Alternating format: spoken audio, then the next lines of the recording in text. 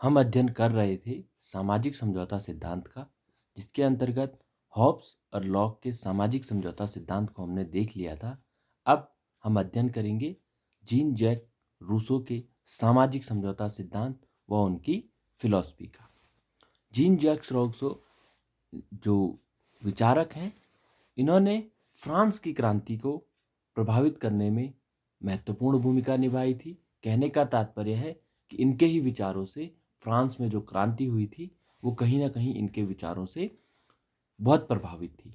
इसके अतिरिक्त जो जीन जैक रूसो हैं वो एक ऐसे विचारक हैं जो कि साम्यवादी विचारकों को, उदारवादी विचारकों को, लोकतांत्रिक विचारकों को और अधिनायकवादी विचारकों को, इस प्रकार के चारों विचारकों को कहीं ना कहीं उनकी प्रेरणा का स्रोत रहते हैं। तो ऐसे विचारक का आज हम अध्ययन करने वाले हैं। इनका अध्ययन हम इनके ही एक कोटेशन से प्रारंभ करते हैं कि man is born free but everywhere he is in chains. ये जीन जैक रूसो का कथन है, जिसमें वो कह रहे हैं कि मनुष्य स्वतंत्र पैदा हुआ है किंतु सर्वत्र जंजीरों में जकड़ा हुआ है। यानी कि आप देख रहे होंगे कि द्वंद्ववादी विचारक है, पैराडॉक्स विचारक रूसो को कहा जाता है, यानी कि अपनी ही बातों को पलट देना। जैसे आप देख रहे होंगे मैन इज बॉर्न फ्री, यानी कि मनुष्य स्वतंत्र पैदा हुआ है, फिर अपनी ही बातों को पलटते हुए आगे कह रहे हैं but everywhere he is in chains, यानी कि मनुष्य स्वतंत्र पैदा हुआ है किंतु सर्वत्र जंजीरों में जकड़ा हुआ है। तो इस प्रकार के द्वंद्ववादी विचारक जीन जैक रूसो रहे हैं। आगे भी हम इनके इस प्रकार के कथनों को देखेंगे और इनके इन अर्थों को समझने का प्रयास करेंगे। सबसे पहले शुरू करते हैं रूसो के जीवन परिचय से। रूसो को थिंकर ऑफ पैराडॉक्स कहा जाता है, जैसा कि मैंने बताया आपको। His ideas inspired French revolution, कहीं ना कहीं जो फ्रांस की क्रांति हुई थी तो उसको कहीं ना कहीं उनके विचारों से प्रभावित होकर ही फ्रांस की क्रांति हुई थी। इनलाइटमेंट का ये क्या रहा है, विरोधी रहा है। इनलाइटमेंट का अर्थ होता है, इनलाइटमेंट का अर्थ होता है पुनर्जागरण। तो जिस प्रकार बहुत सारे विचारक पुनर्जागरण को कहीं ना कहीं सही मानते हैं, किंतु जो रूसो हैं वो पुनर्जागरण को क्या है, सही नहीं मानते हैं। क्यों नहीं मानते हैं? क्योंकि उनका मानना है कि इससे जो जर्मनी के विद्वान थे वो विश्व के अन्य अन्य क्षेत्र में फैल गए, जिसका नुकसान जर्मनी और यूरोप को उठाना पड़ा। उसके अतिरिक्त जो इनकी फिलॉसफी है वो जो हॉब्स और लॉक हैं उनसे कहीं विरोधी, या उनसे कह सकते हैं कहीं अलग विचारधारा के जो हैं जीन जैक रूसो हैं। इसके अतिरिक्त इन्होंने पॉपुलर सॉवरेनिटी का सिद्धांत दिया। पॉपुलर सॉवरेनिटी का अर्थ होता है सर्वमान्य संप्रभुता। सर्वमान्य संप्रभुता यानी कि जो संप्रभुता जनता में निवास करती है, ऐसी संप्रभुता का सिद्धांत इन्होंने दिया। तो ये कुछ इनकी देन है राजनीति विज्ञान को और चिंतन को। इसके अतिरिक्त वे जो रिप्रेजेंटेटिव डेमोक्रेसी थी, यानी कि प्रजातंत्रात्मक प्रतिनिधियात्मक जो लोकतंत्र था उसके विरोधी रहे, और डायरेक्ट डेमोक्रेसी यानी कि जो लोकतंत्र हो किंतु प्रत्यक्ष लोकतंत्र हो उसके वो क्या रहे हैं, समर्थक रहे हैं। तो ये इनके कुछ विचार हैं। इसके अतिरिक्त जैसा कि मैंने पहले बताया वो लिबरल्स यानी कि उदारवादी, सोशलिस्ट यानी कि समाजवादी, डेमोक्रेट्स यानी कि जो लोकतंत्रवादी हैं, और टोटलिटेरियंस का अर्थ होता है अधिनायकवादी। अधिनायकवादी वे विचारक होते हैं जो समस्त अधिकार किसी एक व्यक्ति के अंतर्गत समाहित करने के विचार का समर्थन करते हैं, तो उनको अधिनायकवादी कहते हैं। डेमोक्रेटिक्स लोकतंत्रवादी होते हैं। सोशलिस्ट साम्यवादी, जैसा कि आपने रूस, चाइना, उत्तर कोरिया इनको देखा होगा, यहाँ साम्यवादी सरकारें हैं। और लिबरल्स उदारवादी, उदारवादी कहीं ना कहीं प्रजातंत्र का एक क्या है, नमूना है जो स्वतंत्रता और अधिकारों की बात करता है। तो इन सभी प्रकार के विचारकों को क्या है, इन्होंने कहीं ना कहीं प्रेरणा दी है। उसके बाद हम देखेंगे कि रूसो के हम किन किन चीज़ों का अध्ययन करने वाले हैं आज। तो सबसे पहले जिस प्रकार जो भी राज्य के समझौतावादी सिद्धांत में विश्वास करते हैं, वो सबसे पहले स्टेट ऑफ नेचर यानी कि प्राकृतिक अवस्था की बात करते हैं। तो हम भी जो रूसो है उसकी प्राकृतिक अवस्था को देखेंगे। उसके पश्चात जो सोशल कॉन्ट्रैक्ट है यानी कि जो समझौता होता है उसको देखेंगे। और लास्ट में मीनिंग ऑफ लिबर्टी यानी कि स्वतंत्रता का अर्थ देखेंगे। और टू कॉन्सेप्ट ऑफ फ्रीडम यानी कि जो स्वतंत्रता है उसके दो प्रकार कह सकते हैं या दो रूपों को हम आज पढ़ेंगे। तो जो रूसो की जीवन परिचय है वो यह है कि इनका जन्म 1712 में होता है और 1778 में इनकी मृत्यु हो जाती है। और ये जर्मनी से जिनेवा से क्या है 16 साल की उम्र में, क्योंकि 16 साल तक इनका जो जीवन था वो काफ़ी दरिद्रता में बीता हुआ जीवन था, क्योंकि इनके जन्म के कुछ वर्ष पश्चात ही इनकी माता की मृत्यु हो जाती है। और जो है इनकी देख रेख क्या है बहुत अच्छे से नहीं हो पाती है, इसलिए 16 साल की उम्र में क्या है ये अपने को जिनेवा से अलग कर लेते हैं। और 16 साल से पहले इनका क्या था, कोई भी निश्चित प्लेस नहीं था जहाँ ये टिकते हों। ये घूमक्कड़ किस्म के थे और कभी कहीं रहते थे। 1744 में ये फ्रांस आ जाते हैं और उसके पश्चात अपना एक स्थायी रूप से ये रहना फ्रांस में प्रारंभ करते हैं। 1750 में एक घटना घटती है जहां फ्रांस में एक निबंध कंपटीशन में जो रूसो हैं अपना निबंध लिखते हैं और उनके निबंध को प्रथम स्थान प्राप्त हो जाता है। तो जो निबंध प्रतियोगिता थी उसमें जो रूसो ने निबंध लिखा था उसका टॉपिक था the discourse on the arts and science. तो इस टॉपिक पर उन्होंने अपना निबंध लिखा था और इसमें उन्होंने इस बात का समर्थन किया था कि ज्यों ज्यों मनुष्य सभ्य होता जा रहा है या वैज्ञानिक क्रांति आगे बढ़ रही है, त्यों त्यों मनुष्य क्या है पतन की ओर बढ़ रहा है। या यूं बोले ज्यों ज्यों वैज्ञानिक क्रांति बढ़ रही है मनुष्य और अधिक असभ्य होता जा रहा है।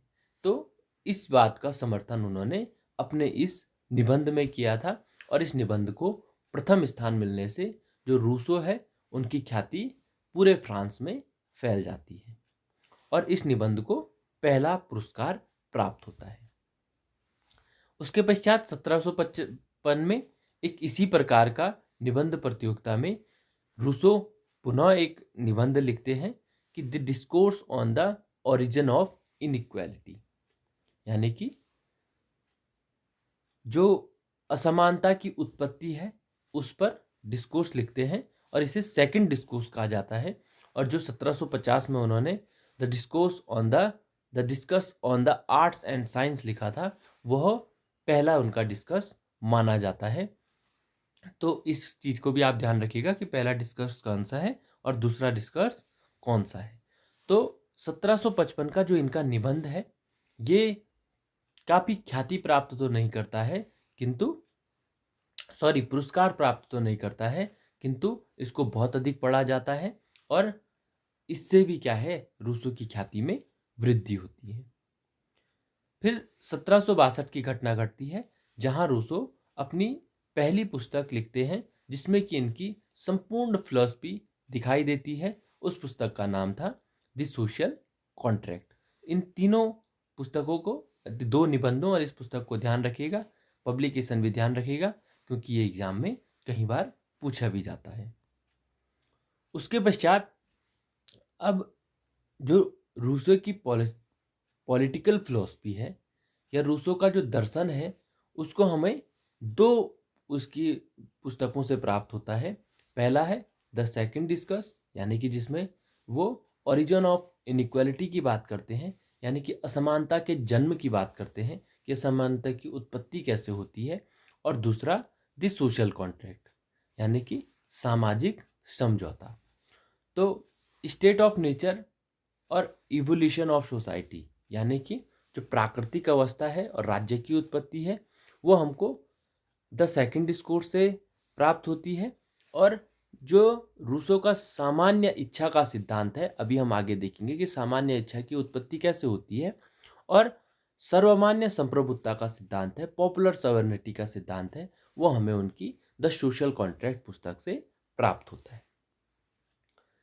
तो जैसा कि सभी चिंतकों ने सबसे पहले state of nature, state of war, social contract, government, इस प्रक्रिया के रूप में सामाजिक समझौता की उत्पत्ति मानी है, उसी प्रकार रूसो ने भी सबसे पहले प्राकृतिक अवस्था, उसके पश्चात प्राकृतिक अवस्था के मनुष्यों में संघर्ष, उसके पश्चात समझौता और लास्ट में सरकार की उत्पत्ति को माना है। अब सबसे पहले हम रूसो के जो प्राकृतिक अवस्था या स्टेट ऑफ नेचर के सिद्धांत को या विचार को समझने का प्रयास करते हैं। तो रूसो का मानना है कि जो प्राकृतिक अवस्था थी, जैसे हॉब्स ने हमने देखा था कि वो मनुष्य को झगड़ालू या जितने भी अवगुण हैं उन प्रवृत्तियों का मानता है, किंतु लॉक मनुष्य को अच्छा मानता है। तो रूसो इन दोनों से मिलाते हुए मनुष्य की जो प्राकृतिक अवस्था है उसमें उसे मानता है कि वो क्या था, न उसमें दुर्गुण थे और ऐसा भी नहीं है कि उसमें सद्गुण थे, यानी कि स्टेट ऑफ ब्लिस में था, यानी कि अच्छी अवस्था में था। आइसोलेटेड था, यानी कि किसी से बात नहीं करता था, चुप चुप रहता था। पीसफुल था, यानी कि शांत था। और इसके अलावा एक मुख्य बात जो रूसो बताता है कि उसे अपने भविष्य को लेकर कोई चिंता नहीं थी। तो इस प्रकार कह सकते हैं कि न मनुष्य अच्छा था और ना ही मनुष्य बुरा था। अच्छाइयाँ भी उसमें थी और किंतु वो बुरा भी बन जाता था। इस प्रकार का मनुष्य की प्रकृति थी। और इस कारण, अपनी इस प्रकृति के कारण, न तो वो संघर्ष की स्थिति में था, न वो सहयोग की स्थिति में था, यानी कि न वो किसी के साथ संघर्ष करता था और न किसी के साथ सहयोग करता था। ना ही वो बहुत बुद्धू था और ना ही वह क्या था, बहुत विद्वान था, यानी कि वो चतुर चालाक भी नहीं था किंतु मूर्ख भी नहीं था। इसके अलावा न उसे कोई भय था और न वो किसी को भयभीत करना चाहता था। ऐसे भय भी उसे अंदर नहीं था, वो किसी को भयभीत भी नहीं करता था और वो डरता भी नहीं था। और इस प्रकार न वो खुश था और ना ही वो दुखी था। एक साम्य अवस्था में मनुष्य प्राकृतिक अवस्था में था। तो कहीं ना कहीं एक मनुष्य की जैसी प्रकृति होती है, उस प्रकृति को कहीं ना कहीं रूसो ने अपनी प्राकृतिक अवस्था में बताने का प्रयास किया है। तो अब आप जब तुलनात्मक रूप से हॉब्स लॉक रूसो का अध्ययन करेंगे तो इस प्रकार भी आप अध्ययन कर सकते हैं कि रूसो का जो प्राकृतिक अवस्था है, हॉब्स की प्राकृतिक अवस्था और लॉक की प्राकृतिक अवस्था, इन दोनों का तुलनात्मक रूप से अध्ययन भी आपको करना होता है, क्योंकि आपसे इस प्रकार के प्रश्न भी एग्जाम में पूछे जा सकते हैं। अब आगे देखते हैं रूसो की जो प्राकृतिक अवस्था है वो कैसी थी। जो प्राकृतिक अवस्था का मनुष्य था उसकी दो क्वालिटी थी जो उसे जानवरों से अलग करती थी। और वो दो क्वालिटी क्या थी? एक तो थी स्वतंत्रता और एक था दया भाव। अब जो रूसो की स्वतंत्रता है, वो स्वतंत्रता थोड़ा रूसो स्वतंत्रता को अलग अर्थ में देखते हैं। मैं एक उदाहरण से आपको समझाना चाहूंगा कि एक पहाड़ी से अगर एक पत्थर नीचे की ओर गिर रहा है तो वो पत्थर स्वतंत्र है या परतंत्र है? कहीं ना कहीं आप कहेंगे वो स्वतंत्र है, पर रूसो के अनुसार वो पत्थर क्या है, स्वतंत्र नहीं है। क्यों नहीं है? क्योंकि वो पत्थर स्वयं नीचे नहीं आ रहा है, ग्रेविटेशन फोर्स के कारण नीचे आ रहा है, वो चाह के भी ऊपर की ओर नहीं जा सकता है। तो रूसो इतनी गहराई से स्वतंत्रता के पर क्या करते हैं, चिंतन करते हैं। एक दूसरा उदाहरण भी आप देख सकते हैं कि अगर कोई मनुष्य बेसनी है, किसी चीज का भी व्यसन हो सकता है, और वो उसे छोड़ नहीं पा रहा है, या फिर ये कहें कि एक मनुष्य के पास बहुत अमीर है, बहुत पैसा है, और वो क्या है, धूम्रपान या सिगरेट पी रहा है, तो वो अपनी इच्छा से पी रहा है, या चाहे अपनी इच्छा से पी रहा है, चाहे शौकिया तौर पर पी रहा है, पर वो स्वतंत्र नहीं है। क्यों नहीं है? क्योंकि वो चाह के भी उसे अगर छोड़ नहीं पा रहा है तो क्या है, स्वतंत्र नहीं है। स्वतंत्र कब है? जब वो अपने निर्णय को अपने द्वारा प्रभावित कर सके, जैसा वो चाहता है वैसा वो कर सके। तो इतनी डीपली से जो रूसो थे उन्होंने स्वतंत्रता पर अध्ययन किया था, उसको अभी हम आगे देखेंगे। फिर है पिटी और कंपेंशन, यानी कि दया का भाव क्या है, मनुष्य के भीतर है, और वो दूसरे के दर्द को, या यूं कहें अपने जो आस पड़ोसी हैं उनके दर्द को क्या है, समझता है। तो ये दो जो भावनाएं थी वो मनुष्य को किसी जानवर से अलग करती थी। क्योंकि जो प्राकृतिक अवस्था मनुष्य ने बताई है, सॉरी रूसो ने बताई है, कहीं ना कहीं वो एक ऐसी अवस्था बताई है जो कि जानवरों के भीतर हमको देखने को मिलती है। किंतु अपनी इन दो एबिलिटी के कारण मनुष्य क्या था, जानवरों से अलग था। और इस कारण वो द नोबल सेवेज, यानी कि नोबल सेवेज का अर्थ होता है महान दैत्य, या फिर महान मतलब अच्छा, और दैत्य। तो आप फिर देख रहे होंगे कि पैराडॉक्स यानी कि द्वंद्ववादी विचारक क्या है, फिर आपको जो रूसो है वो दिखाई दे रहा है। और धीरे धीरे जब मनुष्य सभ्य होता गया तो ये जो इसके अंतर्गत दो योग्यताएं थी, फ्रीडम यानी कि स्वतंत्रता, और दया, ये धीरे धीरे क्या है, करप्ट होती गई। यानी कि ये दोनों भावनाएं इसकी, वो स्वतंत्रता से भी अपने आप गिरता रहा और दया का भाव भी उसके भीतर समाप्त होता रहा। ये कि क्यों हुआ? क्योंकि रूसो का मानना है कि जो संपत्ति है, प्राइवेट प्रॉपर्टी यानी कि निजी संपत्ति है, उसके स्थापना के कारण या उसकी चाह में मनुष्य अपने इन गुणों को खोता गया समाज की स्थापना के पश्चात। अब हम देखेंगे कि समाज की स्थापना कैसे होती है और जो निजी संपत्ति है उसकी उत्पत्ति या उसकी स्थापना कैसे होती है रूसो के अनुसार।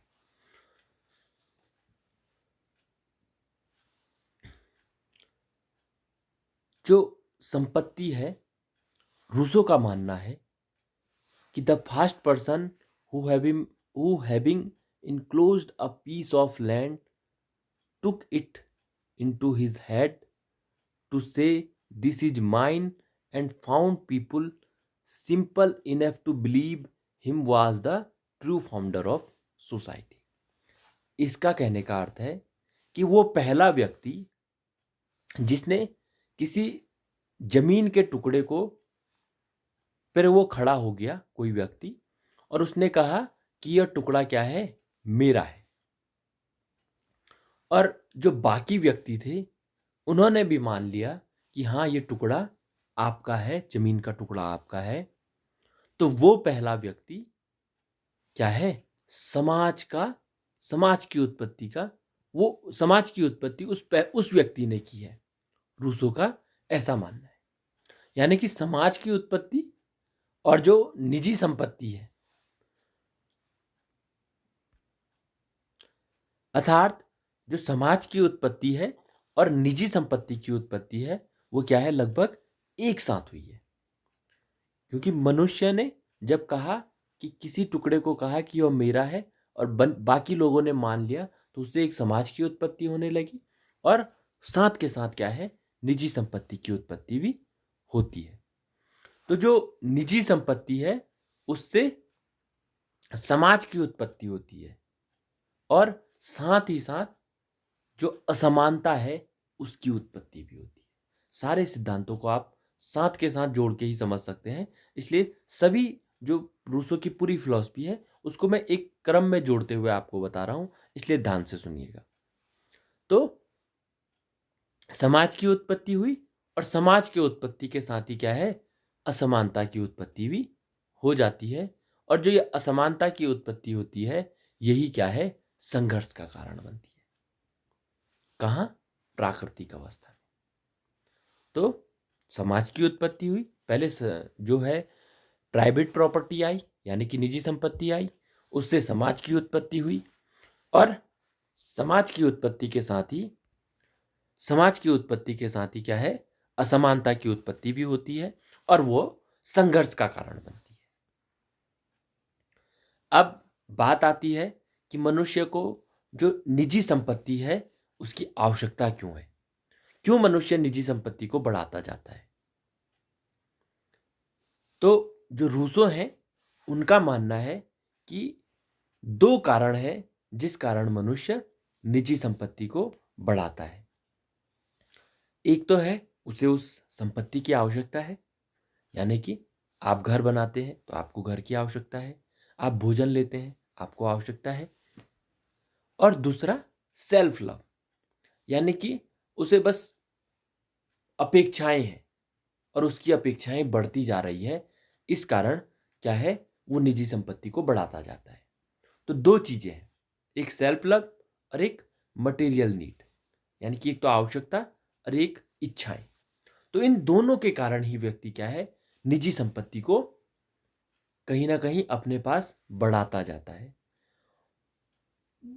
और रूसो का मानना है कि जो इन दोनों में से, वैसे तो मटेरियल नीड यानी कि जो आवश्यकताएं हैं उनके कारण मनुष्य निजी संपत्ति को बढ़ाए, किंतु मनुष्य इसके कारण नहीं बल्कि सेल्फ लव दिखाने के लिए और अपनी अपेक्षाओं के कारण क्या है, निजी संपत्ति को और अधिक बढ़ाता जाता है।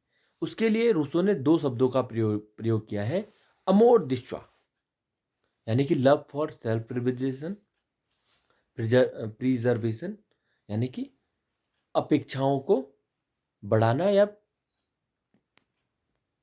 किसी चीज से, किसी वस्तु का क्या होना, शौकीन होना। और अमोर प्रॉपर यानी कि desire to be recognised and respected by others, desire to have more than others, यानी कि अपेक्षा कि मेरे पास लोगों से अधिक हो, मुझे सम्मान मिले समाज में। तो इन डिजायर्स के कारण क्या है, मनुष्य अपनी जो प्राइवेट संपत्ति है, निजी संपत्ति है, उसको बढ़ाता जाता है।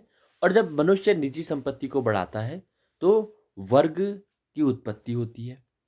कहीं ना कहीं निजी संपत्ति या प्राइवेट प्रॉपर्टी पर जो मार्क्स ने जोर दिया था, मार्क्स से पहले, कार्ल मार्क्स की मैं बात कर रहा हूं, कार्ल मार्क्स से पहले क्या है, रूसो ने भी निजी संपत्ति पर बहुत अधिक जोर दिया था। यहां तक कि कार्ल मार्क्स अपने संपत्ति संबंधी विचार में कई बार रूसो को भी क्या है, कोट करते हैं। तो इस निजी संपत्ति के कारण क्या है, असमानता बढ़ती है, क्योंकि कोई व्यक्ति अमीर बनता जाता है और कोई व्यक्ति गरीब बनता जाता है, या किसी के पास सभी सुविधाएं होती है और किसी के पास सुविधाएं सो वो वंचित रह जाता है। तो इससे कारण असमानता बढ़ती जाती है। और जब असमानता बढ़ती है तो उससे डिपेंडेंस भी बढ़ती है। डिपेंडेंस का अर्थ है यानी कि एक दूसरे पर आश्रितता, क्योंकि आपके पास कोई चीज नहीं होगी तो आप क्या है, दूसरे से मांगेंगे। तो ये डिपेंडेंस भी क्या है, निजी संपत्ति के कारण बढ़ती है, यानी कि असमानता और आश्रितता दोनों ही निजी संपत्ति के कारण बढ़ते जाते हैं।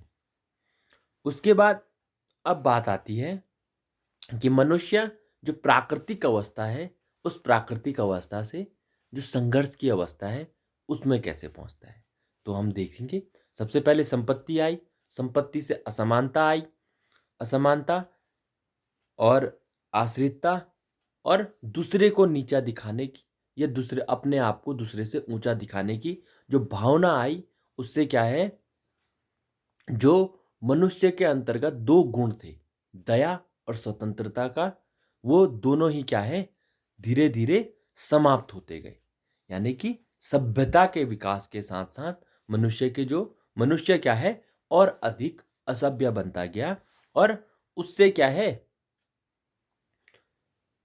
मनुष्य दूसरे से घृणा करने लगा और संघर्षशील हो गया।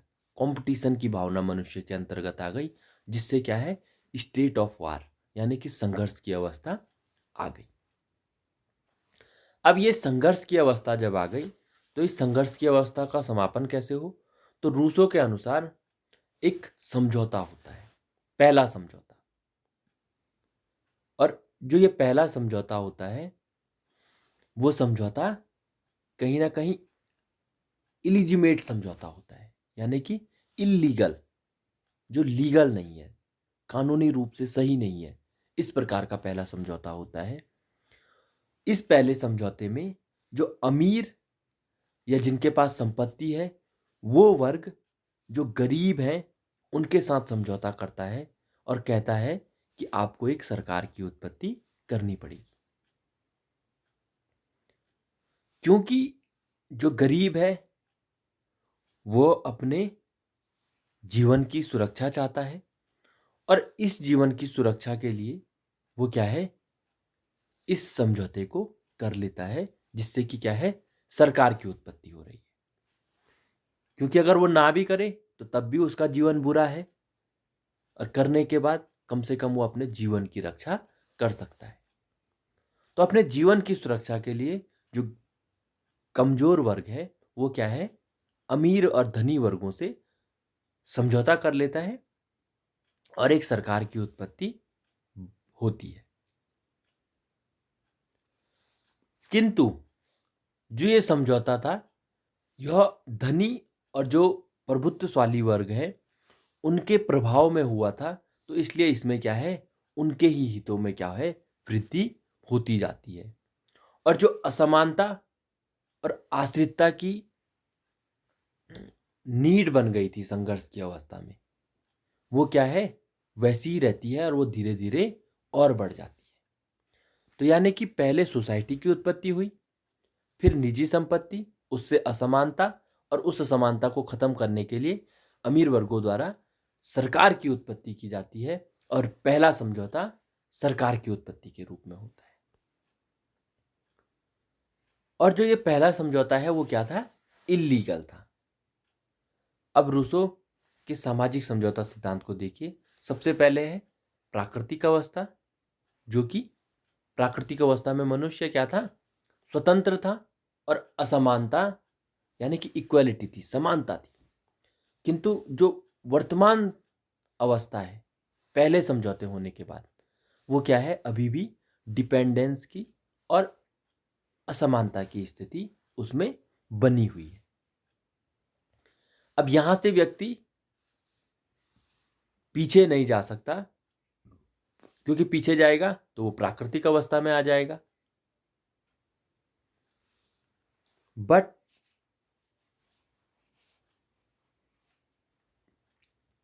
रूसो कहते हैं कि वो बिना पीछे जाए, यानी कि बिना प्राकृतिक अवस्था में जाए, उतना ही स्वतंत्र और उतना ही फ्री हो सकता है जितना कि वो क्या है, प्राकृतिक अवस्था में था।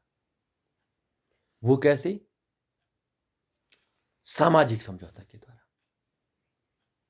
अब सामाजिक समझौता यानी कि जो पहला समझौता हो गया है वो सामाजिक समझौता नहीं है, वो समझौता है किंतु अमीर वर्गों द्वारा किया हुआ समझौता है, और वो क्या है, गलत है। समझौता अब होगा, और वो क्या है, सामाजिक समझौता होगा, जिसके माध्यम से मनुष्य क्या है, पुनः स्वतंत्र हो जाएगा या स्वतंत्र फील करेगा, और जो असमानता आई है समाज में, वो असमानता भी क्या है, समाप्त हो जाएगी। देखो कैसे। सबसे पहले ये देखते हैं कि जो सामाजिक समझौता है उसका उद्देश्य क्या है। तो उसका जो पहला उद्देश्य है वह है व्यक्ति के जीवन और संपत्ति की रक्षा करना। प्रत्येक व्यक्ति के जीवन और संपत्ति की रक्षा करना। किस प्रकार? जैसा कि लॉक चाहता था। और सामाजिक समझौते और इस सामाजिक समझौते के माध्यम से प्रत्येक व्यक्ति सिर्फ अपना आचरण करेगा, यानी कि अपने आप को फॉलो करेगा और पहले की तरह क्या है, जैसा वो प्राकृतिक अवस्था में स्वतंत्र था वैसा स्वतंत्र हो जाएगा। तो दो एम है, एक तो व्यक्ति के जीवन की रक्षा करना, व्यक्ति के संपत्ति की रक्षा करना, और मनुष्य को पुरानी स्वतंत्र अवस्था में लाना। ये दो एम क्या है, सामाजिक समझौते के हैं। हम फिर देख रहे हैं कि रूसो क्या है, द्वंद्ववादी विचार का निर्माण कर रहा है। क्योंकि अगर हम समझौता करते हैं तो हमको कुछ ना कुछ देना पड़ेगा समझौते के लिए, और जब हम कुछ देते हैं तो हम स्वतंत्र कैसे फील कर सकते हैं? क्योंकि जब हम समझौता करेंगे तो किसी न किसी को अपने अधिकार देंगे, तो मनुष्य अधिकार देने के बाद फ्रीडम कैसे फील कर सकता है?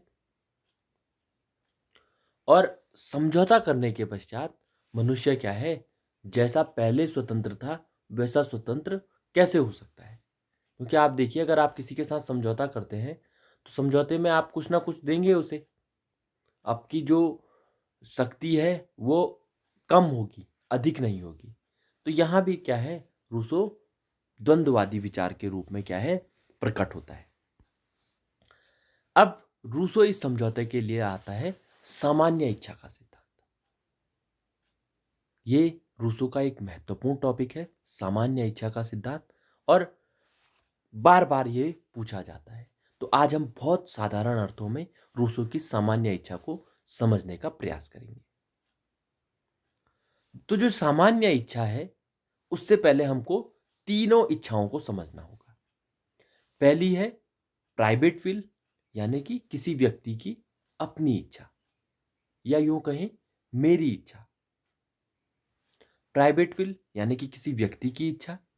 कॉर्पोरेट विल यानी कि किसी समूह की इच्छा। कॉर्पोरेट मतलब होता है समूह, तो किसी समूह की इच्छा।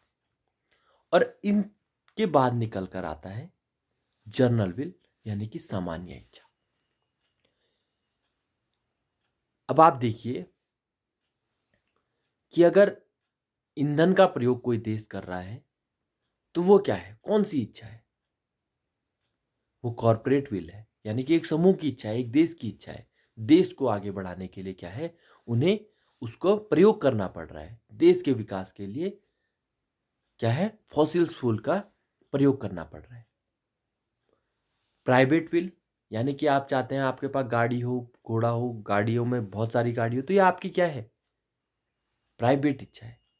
हो सकता है आपकी गाड़ी से क्या है, दूसरे के लिए खतरा हो, या आप चाहते हैं कि आपकी आपका घर बहुत बड़ा हो, पर आपकी प्राइवेट इच्छा के कारण क्या है, दूसरे की इच्छा दमित हो सकती है। आपकी जो सामूहिक इच्छा है, कॉर्पोरेट विल है, उसके कारण भी आपके दूसरे की इच्छा दमित हो सकती है। किंतु जो सामान्य इच्छा है उससे दूसरे की इच्छा दमित नहीं होती है, ऐसा रूसो का मानना है। क्योंकि जो सामान्य इच्छा है वो सबकी इच्छा होगी, प्रत्येक व्यक्ति की इच्छा होगी। अब प्रत्येक व्यक्ति की इच्छा अलग अलग एक जैसी कैसे होगी? तो उसके लिए रूसो कहते हैं कि ऐसी इच्छाएं जो सबकी हो। जैसे अगर आज की डेट में कहा जाए कि पर्यावरण पॉल्यूशन को कम करना है, तो कोई व्यक्ति होगा ऐसा जो कहेगा नहीं जी नहीं करना है। जबकि आज की डेट में कहा जाए कि फैक्ट्रियों का लगाना है क्योंकि फैक्ट्रियों से पॉल्यूशन होता है, तो कहीं लोग मना कर सकते हैं, कहीं लोग जिसको उससे लाभ होगा वो हाँ कर सकते हैं। तो क्या है, कॉर्पोरेट विल, अब आप समझ रहे होंगे कॉर्पोरेट विल क्या है, समूह वर्ग की इच्छा। जबकि जर्नल विल क्या है, प्रत्येक व्यक्ति की इच्छा, जिसमें प्रत्येक व्यक्ति का भला होता हो। तो इस जर्नल विल के उत्पत्ति रूसो करना चाहता है, जिसके माध्यम से क्या है, समाज में पुनः समानता और स्वतंत्रता की उत्पत्ति की जा सके।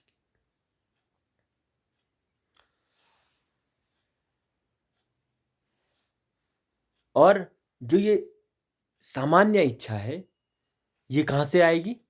पहले एक व्यक्ति की इच्छा होगी, इस प्रकार प्रत्येक व्यक्ति की इच्छा होगी, और व्यक्ति की इच्छाओं से समूह की इच्छा होगी, और समूह की इच्छा के बाद क्या है, प्रत्येक समूह की इच्छाओं में से हम देखेंगे कि सामान्य इच्छा, सामान्य सी इच्छाएं कौन सी है जिसमें सभी का लाभ है।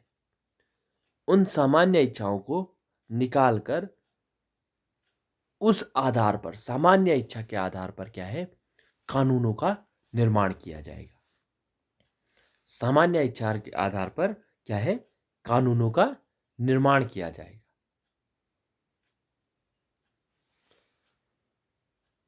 और जो ये सामान्य इच्छा है वो क्या होगी, किसी एक की नहीं है, या फिर ये कह सकते हैं किसी दूसरे की भी नहीं है, और ना ही किसी समूह की है। वो सामान्य इच्छा क्या है, प्रत्येक की है।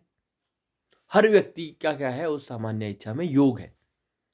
और इस कारण जब उस सामान्य इच्छा से कानून बनेगा और उस कानून के द्वारा मनुष्य शासित होगा, तो मनुष्य क्या कर रहा है, अपनी ही इच्छा का पालन कर रहा है। और जब वो अपनी ही इच्छा का पालन कर रहा है तो वो स्वतंत्र हो गया।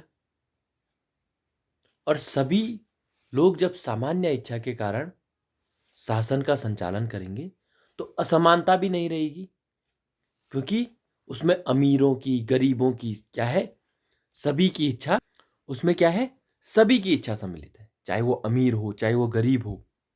और जब सबकी इच्छा सम्मिलित है तो व्यक्ति उस सामान्य इच्छा के अनुसार अपने आप को शासित करने के लिए क्या है, तैयार हो जाएंगे। अपने समस्त अधिकारों को, अपने समस्त स्वतंत्रताओं को मनुष्य क्या है, सामूहिक रूप से उस सामान्य इच्छा को अपने अधिकार दे देंगे। और उस सामान्य इच्छा का अनुसरण करते हुए मनुष्य क्या है, कहीं ना कहीं अपनी ही बातों का अनुसरण कर रहा होगा, और इसलिए मनुष्य क्या है, पहले की तरह स्वतंत्र होगा। तो स्वतंत्रता को किस प्रकार रूसो ने समझाने का प्रयास किया है, उसको फिर देखते हैं कि रूसो ने टू कॉन्सेप्ट ऑफ फ्रीडम दिए हैं, यानी कि जो स्वतंत्रता है उसको दो रूपों में देखने का प्रयास किया है। पहला क्या है, freedom as absence of restraints, यानी कि प्रतिबंधों का अभाव। प्रतिबंधों का अभाव एक स्वतंत्रता है। और फ्रीडम एज सेल्फ डिटर्मिनेशन, यानी कि कुछ बनने की इच्छा, वो भी एक स्वतंत्रता है। तो जो एक नकारात्मक स्वतंत्रता है और एक सकारात्मक स्वतंत्रता है। जो कुछ करने से रोकती है वो नकारात्मक स्वतंत्रता है, और जो कुछ करने को प्रेरित करती है वो सकारात्मक स्वतंत्रता है। तो जो पहली स्वतंत्रता है, freedom as absence of restraint, वो क्या है, नकारात्मक स्वतंत्रता है, और दूसरी सकारात्मक स्वतंत्रता है। तो रूसो ने सबसे पहले नकारात्मक और सकारात्मक स्वतंत्रता का जो सिद्धांत है प्रतिपादित किया था। रूसो कहते हैं हर व्यक्ति के दो क्या है, इच्छाएं होती है, एक अच्छी और एक बुरी। यानी कि आप, हो सकता है कोई व्यक्ति सिगरेट पीता हो, किंतु उसके अंतर्गत कभी ना कभी ये भावना भी आती हो कि उसे इस चीज को छोड़ना है। जो शराब पीता हो, उसके अंतर्गत ये भावना भी आती होगी कि इसे छोड़ना है। तो उसके अंतर्गत क्या है, दोनों चीजें हैं, अच्छाई भी और बुराई भी। एक है हायर सेल्फ और एक है लोअर सेल्फ, यानी कि एक अच्छाई है और वो अच्छाई बहुत ऊपर तक भी हो सकती है, और एक लोअर सेल्फ है यानी कि बुराई है, वो बहुत नीचे तक भी हो सकती है। तो मनुष्य को सॉरी, जब भी अपनी इच्छाओं का वो अनुसरण करे तो हायर सेल्फ के अनुसार उसे अपनी इच्छाओं का अनुसरण करना चाहिए। क्योंकि हायर सेल्फ जो है वो क्या है, उसकी अच्छाई है।